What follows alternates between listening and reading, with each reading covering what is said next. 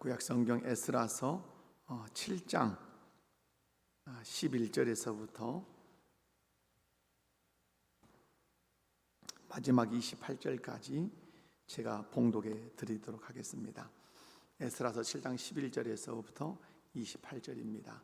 여호와의 계명의 말씀과 이스라엘에게 주신 율례학자요 학자 겸 제사장인 에스라에게 아닥사스다 왕이 내린 조서의 초본은 아래와 같으니라. 모든 왕의 왕 아닥사스는 하늘의 하나님의 율법의 완전한 학자 겸 제사장 에스라에게 조서를 내리노니 우리나라에 있는 이스라엘 백성과 그들 제사장들과 레위 사람들 중에 예루살렘으로 올라갈 뜻이 있는 자는 누구든지 너와 함께 갈지어다.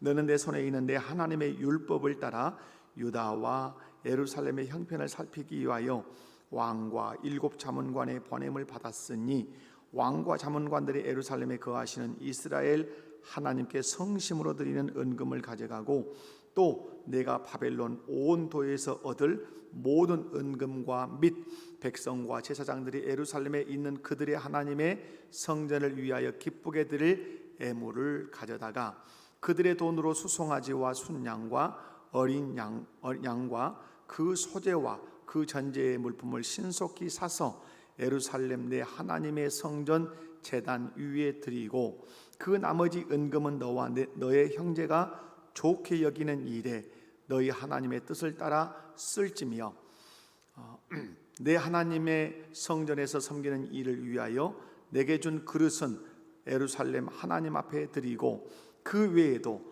내 하나님의 성전에 쓰일 것이 있어서 내가 드리고자 하거든 무엇이든지 궁중 창고에서 내다가 드릴지니라. 나곧 아닥사스다 왕이 유브라데 강 건너편 모든 창고지기에게 조서를 내려 이르기를 하늘의 하나님 율법학자 겸 제사장 에스라가 무릇 너희에게 구하는 것을 신속히 시행하되 은은 100달란트까지 밀은 100고루까지 포도주는 100밭까지 기름도 100밭까지 하고 소금은 정량 없이 하라.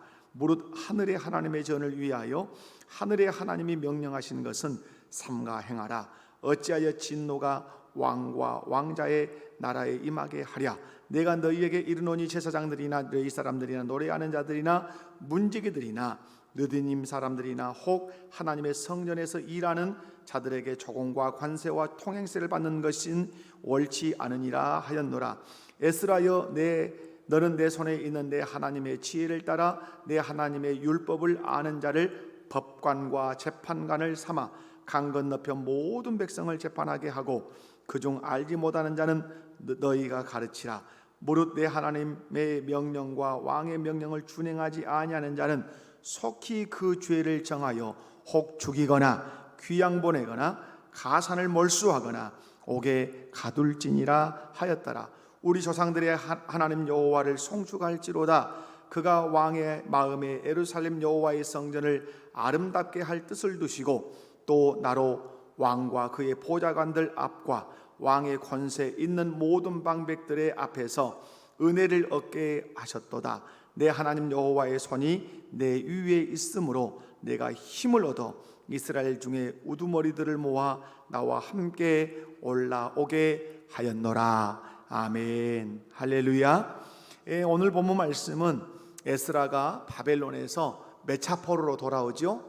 2차 포로로 돌아옵니다. 1차 포로 귀환단의 수장은 수룹바벨과 에스와였고 그들이 와서 한 일은 성전을 재건하는 일이었습니다. 이제 2차 포로로 에스라가 바벨론에서 이제 돌아오게 되는데 이제 에스라가 하는 사명은 이제 내적인 그 경건운동 또 내적인 영적인 그 어떤 정비들을 하기 위해서 돌아왔습니다.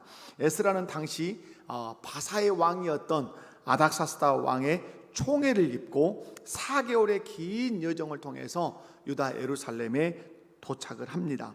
아닥사스다 왕은 조서를 내려서 에스라를 적극적으로 돕습니다. 사람을 붙여주되 오늘 말씀에 보면 이스라엘 거민이라면 그 사람이 제사장이든 레위이든 유다 예루살렘으로 돌아가고 싶은 사람들은 다 에스라를 따라서 돌아가라고 그렇게 말을 하지요. 그리고 조서를 내려서 에스라가 필요로 하는 모든 재정을 우리로 얘기하면 전국에 걸쳐 있는 모든 은행들은 그가 원하는 대로 이제 내어주되 이제 달란트는 어느 정도까지 정하지만 소금은 정량이 없게 하고, 그리고 하나님의 전에 드릴 애물들 원하는 대로 다 그렇게 줄 것을 말합니다. 그리고 법관과 그리고 재판관을 세울 수 있는 그런 권한도 줍니다. 근데 법관과 재판관을 세울 때는 반드시 무엇을 아는 자? 율법에 능통한 자, 율법을 가지고 재판할 수 있는 사람을 꼭 세워라. 만약 그가 율법을 모른다면 에스라, 네가 율법을 꼭 가르쳐서 그로 법관이 되게 하고 재판관이 되게 해라, 이렇게 합니다. 그리고 여기에 대해서 거역을 하거나 순종하지 않는 자는 죽이든지 귀양을 보내든지 가산을 몰수하든지 옥에 가두든지 그렇게 처벌을 반드시 해서 그 하나님의 성전을 새롭게 하는데, 또 그리고 그 유다 예루살렘을 다스리는데 부족함이 없게 해라, 그렇게 얘기합니다. 이것을 다 경험한 에스라는 오늘 27절과 28절에서 그 하나님을 송축해야 된다고 그렇게 고백을 하지요. 저는 오늘 본문 말씀을 통해서 몇 가지 우리 성도님들과 은혜를 나누기를 원하는데요. 먼저 첫 번째 볼 수 있는 것은 공동체의 문제 속에서 자신의 사명을 발견하라는 것입니다. 공동체의 문제 속에서 누구의 사명을 발견하라고요? 자기 사명을 발견하라. 오늘 본문에 등장하는 에스라는 2차 포로 귀환의 수장으로 등장을 하지요. 에스라는 바벨론 땅에서 자신의 조국 유다 예루살렘의 소식을 여러 경로를 통해서 계속해서 듣습니다. 그런데 에스라가 듣는 대부분의 소식은 긍정적인 소식이거나 기쁜 소식이 거의 없습니다. 대단히 부정적이고 비참한 소식들이 계속해서 들려옵니다. 예를 들면 이것입니다. 성전이 완공되었는데 그 성전에서 드려지는 제사들이 아직 온전한 체계를 갖추지 못했다 하는 이런 소식도 듣고, 뿐만 아니라 이 유다 백성들이 또 제사장들까지도 이방 여인들을 아내로 삼고 심지어는 첩으로 삼는 이런 대단히 영적으로 옳지 않은 이런 섞이는 일들이 발생하고 있다는 얘기를 또 듣습니다. 그리고 더더욱 안타까운 것은 지도자인 방백과 제사장들이 이 타락의 일선 가장 앞장서 있다는 소식을 에스라가 이방 땅 급 바벨론 땅에서 듣지요.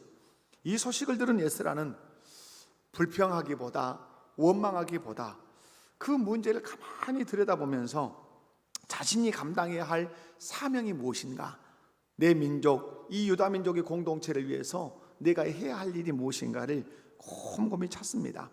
에스라는 자신의 사명이 무엇인지를 발견합니다. 내 사명은 어서속히 돌아가서 하나님의 율법으로, 하나님의 말씀으로 유다 민족 공동체를 하나님 앞에 바르게 세워야 하는 것이 자신의 사명이라는 사실을 확신하죠.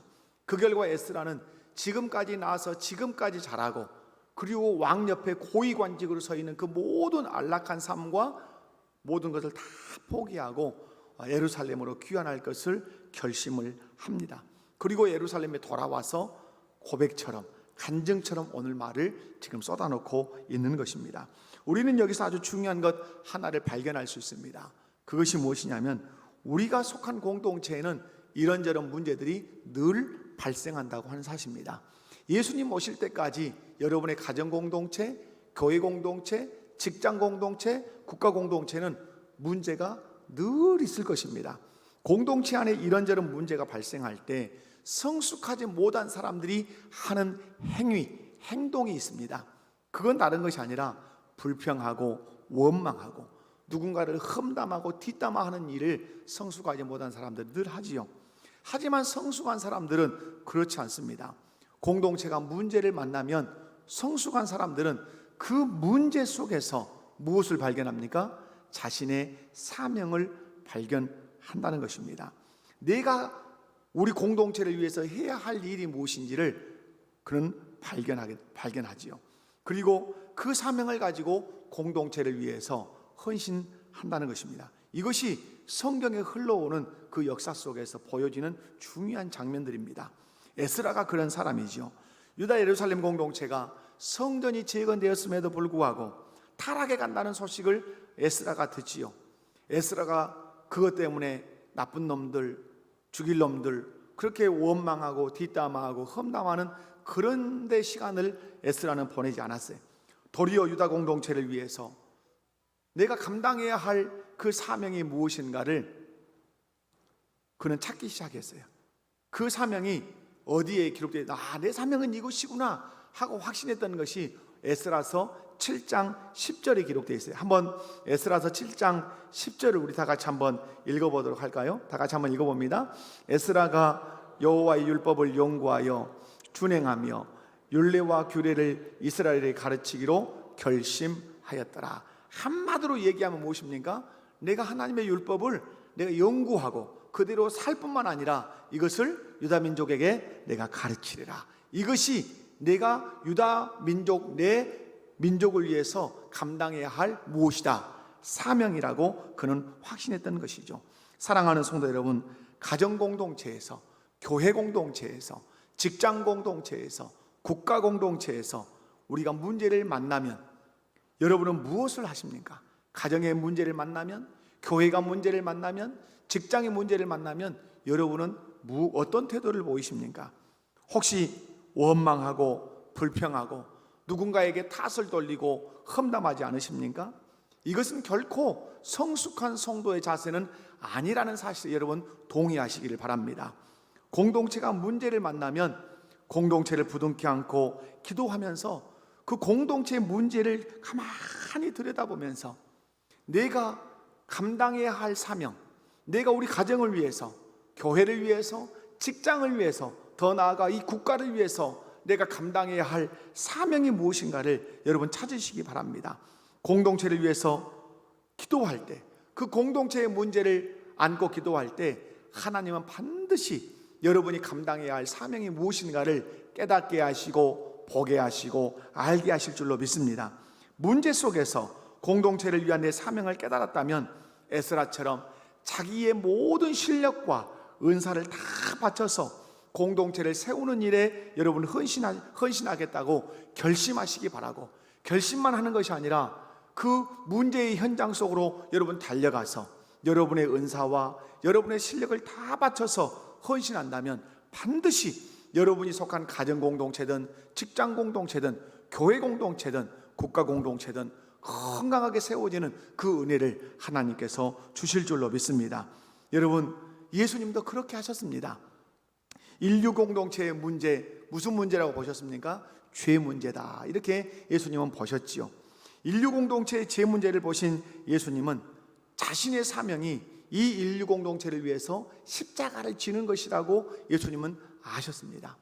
그리고 그 사명을 감당하기 위해서 하늘 보좌를 버리시고 인간의 몸을 입고 이 땅에 종의 형체로 오셨습니다. 그리고 그 인류 공동체의 문제인 그 죄를 해결하기 위해서 예수님은 십자가를 지고 죽으셨습니다. 그리고 인류 공동체가 구원을 얻을 수 있는 그 길을 활짝 열어놓으셨습니다. 예수님은 인류 공동체의 그 죄 문제를 보시고 그냥 무관심하지 않으셨단 말이죠. 그 인류 공동체를 위해서 내가 감당해야 할 일이 무엇인가를 예수님은 생각하셨죠.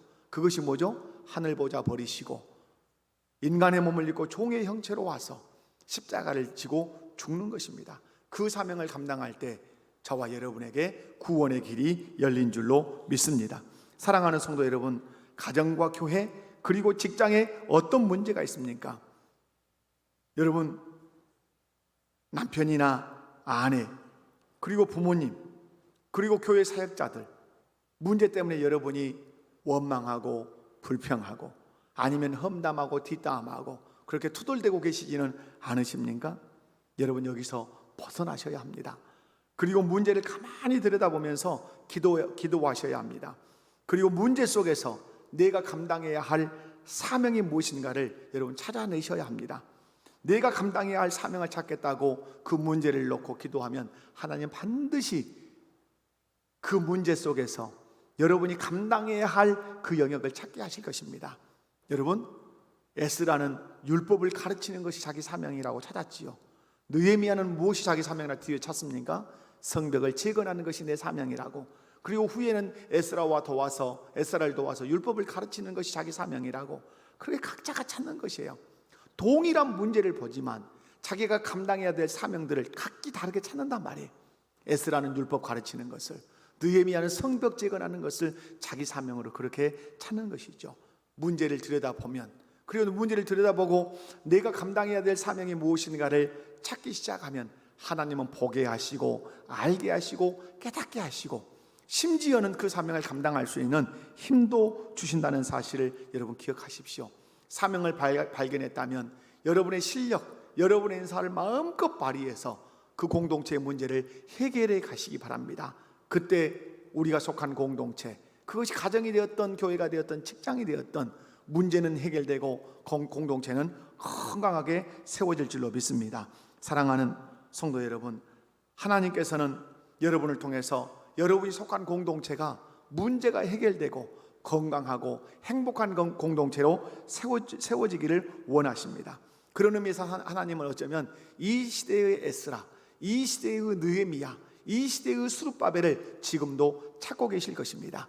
공동체의 문제 속에서 자기의 사명을 발견하고 그 사명을 발견했다면 자기의 실력과 은사를 유감없이 발휘해서 공동체의 문제를 해결해서 내가 속한 공동체를 건강하게 세워가는 그런 사람을 하나님은 오늘도 찾고 계십니다. 그렇다면 여러분, 이 말씀 앞에서 여러분 어떻게 다짐하셔야 합니까? 하나님, 제가 여기 있습니다. 제가 이 시대의 에스라가 되겠습니다. 제가 이 시대의 느헤미야가 되겠습니다.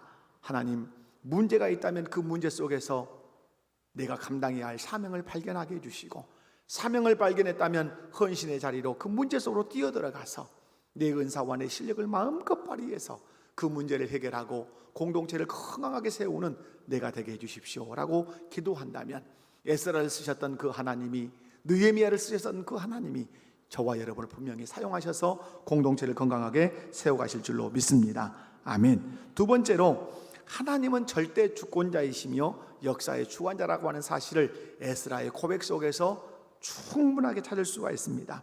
여러분, 에스라는 예루살렘으로 돌아가서 하나님의 말씀으로 이 유다 예루살렘 공동체를 거룩한 공동체로 세우기로 아주 짱짱하게 결심을 합니다. 그가 걸어가야 할 그 길이 1500km 정도 된다고 합니다. 1500km. 아주 먼 길. 지금처럼 뭐 SRT가 있거나 비행기가 있거나 자동차가 있는 시절이 아니지요. 뭐 고작 하면 낙타를 타는 것이죠. 그죠? 머나먼 길. 그러면 그 머나먼 길이 지금처럼 고속도로가 나 있는 길들이 아니죠. 산을 넘고 강을 건너는 그 위험천만한 그 길들을 걸어와야 되죠. 도처에 위험이 도사리고 있고, 예루살렘에 도착하면 기득권 세력과 부딪혀야 하는 그런 일들도 있지요. 그리고 예루살렘에 도착하면 해결해야 할 일들이 산더미처럼 쌓여 있다는 사실을 에스라는 압니다. 이때 아닥사스다 왕이 에스라에게 특별한 은혜를 베풀지요. 그것이 13절에서부터 26절입니다. 여러분, 오늘 성경을 펼쳐보시면 좋겠습니다.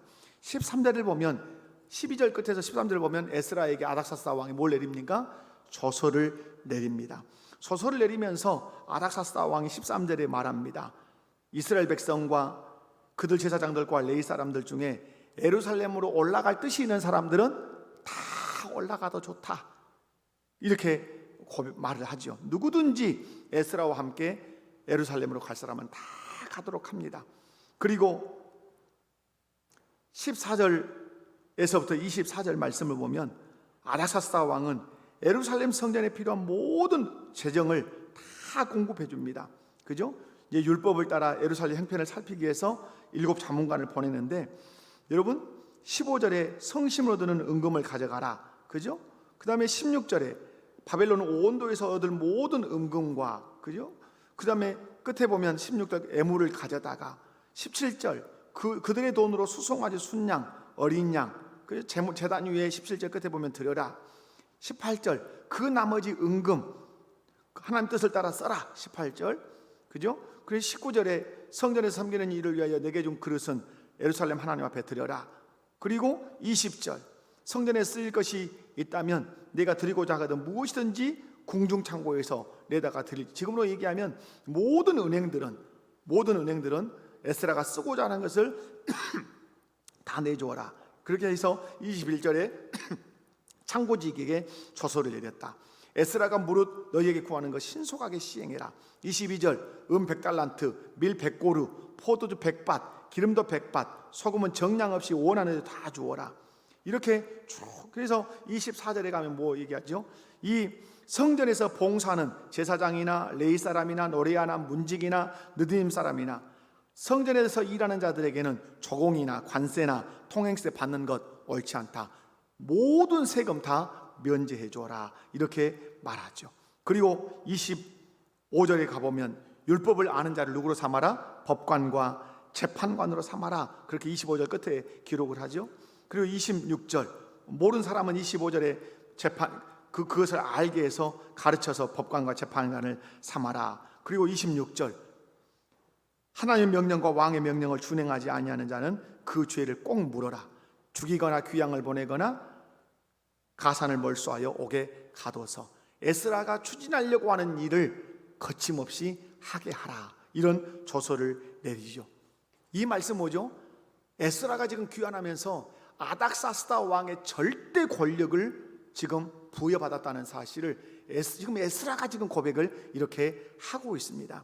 아닥사스다 왕은 에스라에게 조서를 내려서 에스라를 비롯한 2차 귀환단에게 절대적인 그 호의를 베풀어 주고 있어요. 그 결과 에스라는 그 1500km나 되는 먼 장장의 길을 안전하게 올 수가 있었어요. 그래서 에스라가 고백하죠. 하나님의 도우심을 입어서 근 4개월의 여정이었지만 내가 안전하게 이 예루살렘에 도착할 수 있었다고 7장 9절에서 그렇게 고백을 하지요. 그런데 여기서 우리가 눈여겨볼 것은 바사왕 아닥사스다가 이 에스라에게 엄청난 호의를 베풀었는데 에스라는 해석이 다릅니다. 그죠? 분명히 아닥사스다 왕이 자신에게 호의를 베풀었는데 에스라는 해석을 달리합니다. 이것은 하나님의 호의다 이렇게 말합니다. 그죠? 해석을 달리한단 말이에요. 여러분 그 고백이 27절과 28절에 있어요. 함께 한번 읽어보도록 합니다. 27절 28절 시작. 우리 조상들의 하나님 여호와를 송축할지로다.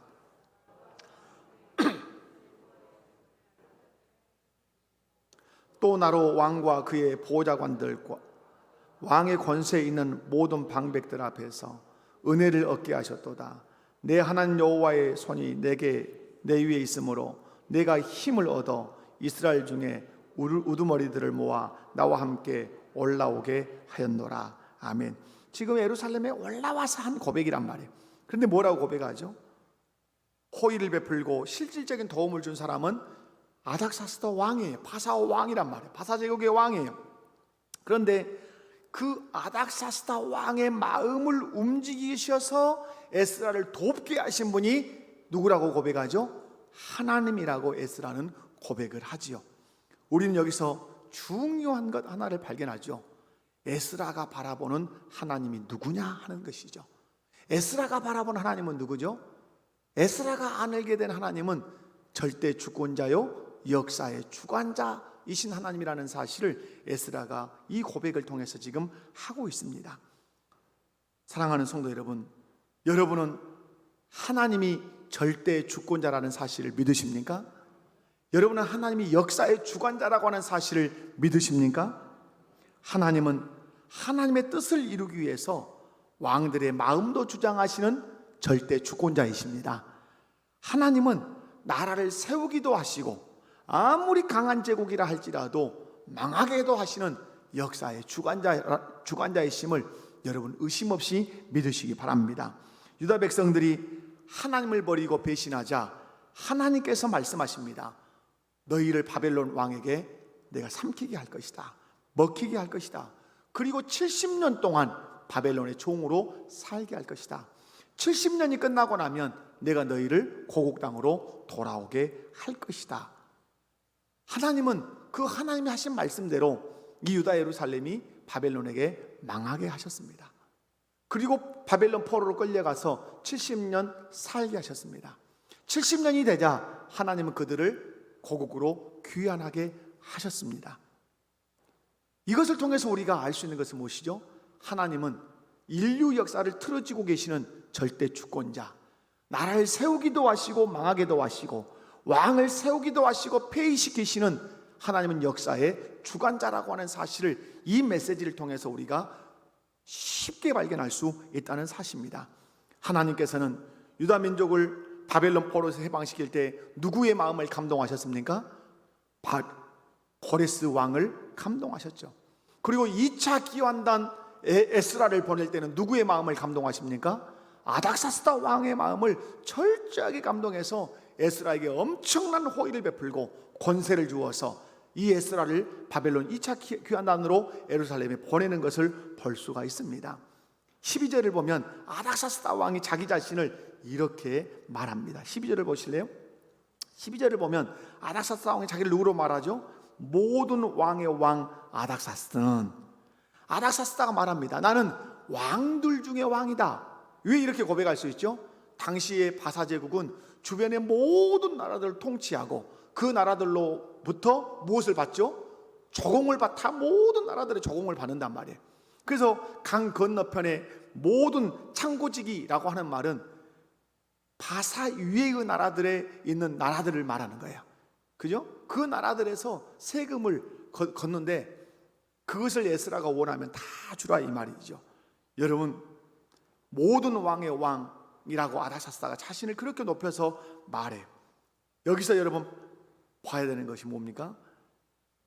모든 왕의 왕이라고 하는 아닥사스다 왕을 틀어지고 그 아닥사스다 왕의 마음과 생각을 주장하셔서 에스라에게 은혜를 베푸시고 에스라를 통해서 유대민족 공동체를 새롭게 하시는 하나님은 만왕의 왕, 절대 주권자, 역사의 주관자라고 하나님이 오늘 이 말씀을 통해서 우리에게 말씀하시고 계시고 드러내고 계시다는 사실.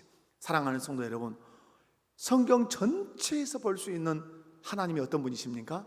하나님은 절대 주권자, 역사의 주관자, 당신의 뜻대로 이 역사를 핸들링 하시는 하나님, 그 누구도 이 하나님의 뜻을 거절할 수 없는 하나님은 절대 주권자이심을 하나님은 드러내십니다. 모든 왕의 왕이라고 하는 이 아닥사스다 왕을 오늘 또 붙들고 그를 통해서 일하시는 만왕의 왕, 그 하나님이 저와 여러분의 하나님이심을 믿으시기를 주님의 이름으로 축원합니다. 사랑하는 성도 여러분, 지금까지 인류 역사를 호령했던 왕들이나 지금까지 온 세계를 들었다 놨다 했던 그런 강대국의 통치자들도 하나님의 이 절대 주권과 그 역사의 주관자이신 하나님의 손안에 다 그들도 있었다는 사실을 우리는 발견해야 할 줄로 압니다. 하나님은 오늘 또 그들을 통해서 온 세상의 역사를 오늘 또 이끌고 가고 계신다는 사실을 믿으시기 바라요. 여러분 하나님이 절대 주권자요 역사의 주관자라는 사실을 꼭 믿으시기 바랍니다. 그 하나님이 결코 여러분을 실패하도록 버려두지 않으실 것입니다. 예수를 믿은 이상 하나님이 절대 주권자로 역사의 주관자로 여러분을 붙드실 뿐만 아니라 이 민족과 세계의 역사를 하나님의 뜻대로 이끌어 가실 것을 여러분 믿으시기 바라요. 이 믿음을 가질 때 하나님이 절대 주권자요 역사의 주관자라는 사실을 믿을 때 이 세상이 여동을 치고 이 세상이 아무리 혼란해도 우리는 흔들리지 않을 수 있어요. 왜? 하나님이 절대 주권자로 역사의 주관자로 이 세상의 역사를 지금도 이끌고 가고 계시는 걸 우리가 믿기 때문에 그렇습니다. 그러므로 가장 안정감 있는 삶을 사는 사람이 누구일 수 있습니까? 절대 주권자요 역사의 주관자이신 그 하나님을 믿는 사람이 세상이 여동을 치고 세상이 흔들려도 그 마음에 완전감을 가지고 살 수 있는 사람, 그리스도인이라는 사실이에요. 마지막 한 가지 더 살피는 것은 하나님의 일하심을 본 사람은 하나님을 송축해야 된다는 사실입니다. 하나님의 일하심을 본 자는 하나님을 송축해야 된다. 에스라에게 엄청난 호의를 베풀고 도와준 사람은 아닥사스다 왕이죠. 하지만 아닥사스다는 하나님의 손에 붙들려 쓰임받은 사람일 뿐이라고 에스라는 그렇게 고백을 합니다. 그래서 에스라는 말하죠. 아닥사스다가 표면적으로는 나를 도왔지만 그 아닥사스다 왕을 붙들고 그의 마음을 감동하셔서 나를 도와주시는 분은 누구시었다? 여호와 하나님이셨다. 그러므로 오늘 27절에서 에스라가 모든 간증, 지금까지 내가 예루살렘에서 여기 예루살렘으로 올 수 있었던 여정을 마지막 딱 설명하고 나서 마지막 마무리를 뭘로 시작합니까? 우리 조상들의 하나님 여호와를 송축할지로다. 아주 기가 막히게 멋있지 않습니까? 여러분이 여러분의 인생에 그 하나님의 도우심을 쭉 간증을 했어요. 간증의 마무리는 어떻게 돼야 됩니까? 나를 여기까지 인도하신 그 하나님을 찬송합니다. 송축합니다. 영광 돌립니다. 이것이 우리의 마침표여야 된다는 사실을 에스라를 통해서 보여주시죠. 송축이라는 말은 다른 말이 아니에요. 감사하고 찬송하며 하나님께 영광을 돌린다, 이런 말이 송축이라는 말이에요. 여러분, 27절에서 우리 조상들이 하나님 여호와를 송축할지로다. 왜 송축해야 되는가? 그가 왕의 마음에 예루살렘 여호와의 성전을 아름답게 할 무엇을 두게 하셨다? 뜻을 두게 하셨다. 28절, 또 나로 왕과 그의 보좌관들 앞과 왕의 권세 있는 모든 방백들 앞에서 무엇을 얻게 하셨도다? 은혜를 얻게 하셨도다.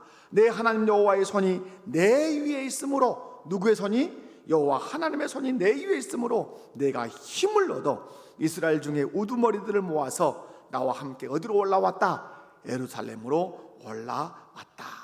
도움을 준 사람에게 감사를 표현하는 것은 너무너무 당연한 것이죠. 우리 그리스도인들이 살아가면서 잘해야 되는 게 뭐죠? 감사합니다 표현하는 것이에요. 여러분, 그래서 세 가지만 잘해도 여러분의 인생이 꽤 괜찮을 수 있어요. 하나 뭐죠? 안녕하십니까 인사하는 것. 누군가가 나에게 호의를 베풀면 감사합니다, 감사를 표현하는 것. 또 하나는 뭐겠어요? 그렇죠, 내가 실수했을 때 잘못했습니다, 죄송합니다, 용서를 구합니다. 이 세 가지만 잘하면 상식선 이상의 삶을 살 수 있어요. 해볼까요? 자, 안녕하십니까, 감사합니다, 미안합니다.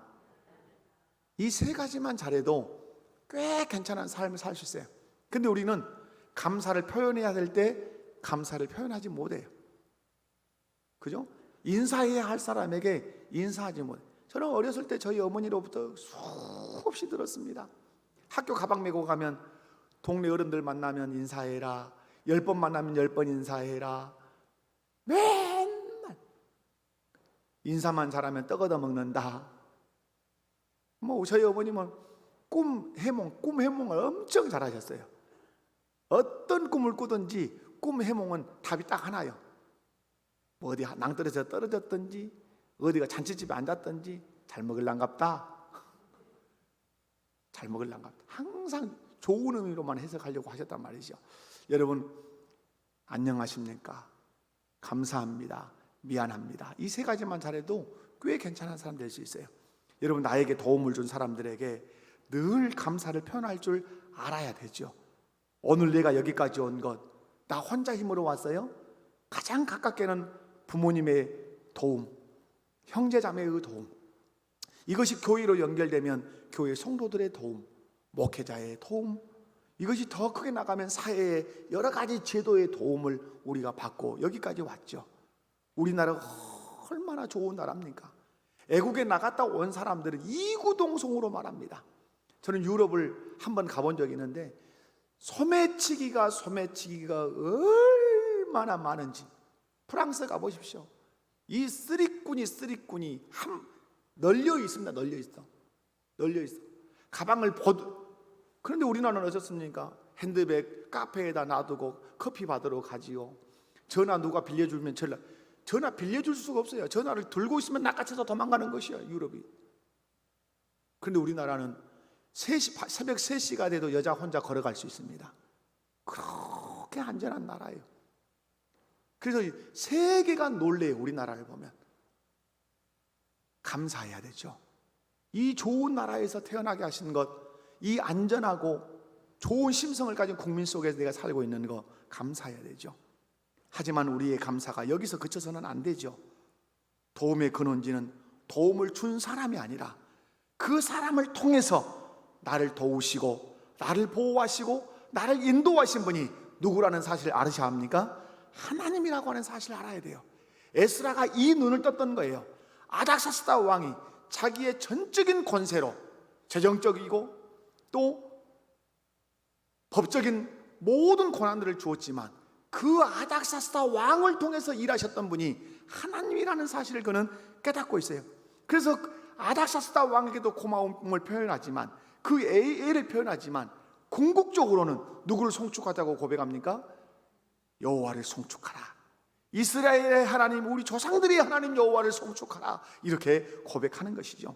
여러분, 에스라는 이국 땅에서 자신과 함께 하신 하나님을 경험했죠. 7장 6절을 보면 여호와의 도우심을 입어서 왕에게 구하는 것은 다 얻었다. 내 실력으로 얻은 것이 아니라 내가 구하면 하나님이 도와주셔서 얻게 하셨다. 그 은혜가 여러분에게 있기를 원합니다. 아멘. 7장 9절을 보면 첫째 달 초하루에 바벨론에서 길을 떠났어요. 얼마나 먼 4개월의 여정이에요. 얼마나 많은 위험들이 도사리고 있는지 몰라요. 그런데 고백해요. 하나님의 선한 손에 도우심을 입어 다섯째 달 초하루에 예루살렘에 이르렀더라. 정월 초하루, 좀 더 지나서 한 10일 정도 지나서 물론 출발은 해요. 그런데 5월 1일에 도착했어요. 4개월. 그런데 말해요. 하나님의 선하신 그 도우심의 손길이 있어서 내가 그 어떤 위협도 당하지 않고 위험도 만나지 않고 안전하게 내가 왔다. 7장 28절, 나로 왕과 그의 보좌관들 앞과 왕의 권세 있는 모든 방백 앞에 무엇을 얻게 하셨도다? 은혜를 얻게 하셨도다. 내 하나님의 손이 내 위에 있으므로 내가 힘을 얻어서 내가 이 사람들과 함께 예루살렘에 올라왔도다. 에스라의 고백이 주어가 누굽니까? 주어가 아닥사스다 왕입니까? 자기입니까? 아니죠. 하나님이죠. 우리 조상들의 하나님 여호와가 나를 여기까지 오게 하셨다. 그래서 여러분, 에스라는 자신과 함께 하시는 하나님, 아닥사스다 왕을 통해서 일하시고 역사하신 그 하나님을 어디서 체험한 거죠? 삶의 현장에서 체험하고 경험한 것이죠. 그것을 눈으로 확인한 거죠. 여러분, 그래서 에스라는 외치죠. 우리 조상들의 하나님 여호와를 송축할지로다. 아멘. 여러분, 하루를 마치면서 이런 기도를 할 수 있다면 얼마나 좋겠어요. 하루 마치면서 오늘 하루 나를 인도하시고 나를 도우신 하나님을 송축합니다. 일주일 오늘 시작하면서 한 주간 승리하게 하신 그 하나님을 송축합니다. 1년을 마치면서 1년의 내 여정을 마치게 하신 하나님을 송축합니다. 일생을 마치고 내 인생 마감하면서 내 인생 여기까지 인도하신 그 하나님을 송축합니다. 이 고백이 우리 모두에게 있기를 원합니다. 에스라처럼 역사의 배후에서 일하시는 하나님, 내 인생의 배후에서 일하시는 그 하나님, 사람들을 통해서 오늘 또 나를 챙기시고 사람들을 통해서 나를 오늘 또 이끌고 계시는 그 하나님을 체험한 사람은 에스라가 외쳤던 것 같이 누구를 송축하라? 여호와를 송축하라고 외치고 하나님께 감사와 찬송을 할 수밖에 없다는 사실. 성경의 역사를 보십시오.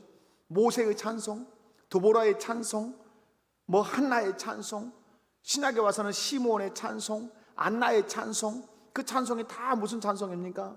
하나님의 그 역사, 하나님의 인도, 거기에 대한 찬송이지 않습니까? 사랑하는 성도 여러분, 하나님은 살아계셔서 역사하시는 하나님이십니다. 그 하나님은 저 하늘 위에 초월에 계시는 하나님이 아니라 내 안에, 내 곁에 나와 함께 오늘 또 변함없이 동행하시는 분이심을 여러분 믿으시기 바랍니다. 이 사실을 아는 사람은 노래의 주인공이 하나님이실 수밖에 없고 노래의 가사가 하나님이 하신 일일 수밖에 없는 것입니다. 그래서 우리 입에서는 유행가가 그리 많이 나올 수 없는 것이죠. 왜? 내 인생의 주인공 하나님이시면 노래의 주인공이 하나님이셔야 하고 내 인생 여기까지 이끌어 오신 그분이 하나님이시라면 내 노래의 가사는 당연히 하나님이셔야 되죠. 그래서 이사야를 통해서 말씀하죠. 내 찬송을 나는 우상에게 주지 않는다. 하나님은 노래의 주인공이 하나님이기를 원하시고 노래의 가사가 하나님의 일하심이기를 원하신다는 사실을 여러분 믿으시기 바라요. 하나님의 일하심을 경험하고 그 일하심을 여러분이 보셨다면 하나님을 찬송하시기 바라고 하나님을 노래하시기 바라고 사람들을 향해서 그 하나님을 송축합시다 라고 외치는 그런 성숙한 성도들 다 되시기 바랍니다. 말씀 맺습니다. 공동체는 문제가 없을 수 없습니다. 그 공동체의 문제가 만나면 공동체의 그 문제 속에서 무엇을 발견해라? 내가 감당해야 될 사명이 무엇인가를 감당해라. 사명을 발견했다면 내 실력, 에스라는 율법이라고 하는 실력, 느헤미야는 건축이라고 하는 실력을 가지고 공동체를 세웠던 것처럼 내 실력, 내 은사를 가지고 그 문제를 해결하며 공동체를 건강하게 세워가는 우리 목복교회 성도들 되시기 바라고, 하나님은 절대 주권자요 역사의 주관자라고 하는 사실을 여러분 꼭 보시고, 세상에 아무리 여동을 치고 흔들려도 역사의 주관자요 절대 주권자이신 하나님을 의지하고 흔들림 없이 불안함 없이 가장 안정감을 누리며 신앙생활 감당하시기 바라고, 하나님의 일하심, 사람들만 보는 것이 아니라 그 사람들을 너머에서, 배후에서, 이 역사 배후에서 일하시는 그 하나님을 보시고 하나님의 그 일하심 앞에서 하나님을 송축하겠다고, 하나님께 감사와 찬송과 영광을 돌리겠다고 고백하는 그런 성숙한 성도가 되셔서 우리의 삶이 하나님께만 영광이 되는 그런 삶이 되기를 주님의 이름으로 축원합니다. 다 같이 자리에서 일어나셔서 내 주는 강한 성이요 찬양 드리겠습니다.